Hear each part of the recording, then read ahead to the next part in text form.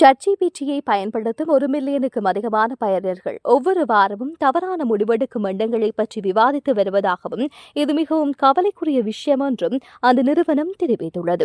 உலகில் தொழில்நுட்பத்தின் உதவியுடன் மனிதர்களுக்கு இடையிலான தொடர்பு முன்னெப்போதும் இல்லாத அளவு எளிமையாகியுள்ள நிலையில் நவீன யுக மனிதர்கள் தனிமைப்படுத்தப்பட்டுள்ளனர். மேலும் இளைய தலைமுறையினரிடையே மனத்திடம் குறைந்த சிறிய விஷயங்களுக்கே தவறான முடிவெடுக்கும் வரை செல்லும் போக்கு அதிகரித்துள்ளது. இதை மெய்ப்பிக்கும் விதமாக முன்னணி செயற்கை நுண்ணறிவு நிறுவனமான OpenAI ஒரு அதிர்ச்சியூட்டும் தரவுகளை வெளிப்படுத்தியுள்ளது. இந்த தரவு மக்கள் மன ரீதியாகவும் உணர்ச்சி ரீதியாகவும் AI சார்ந்திருப்பதை எடுத்து காட்டுகின்றது.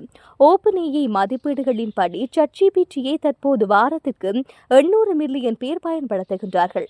இந்த பயனர்கள் 0.15% பேர் ஒவ்வொரு வாரமும் தவறான உடையாளர்களில் ஈடுபடுகின்றார்கள்.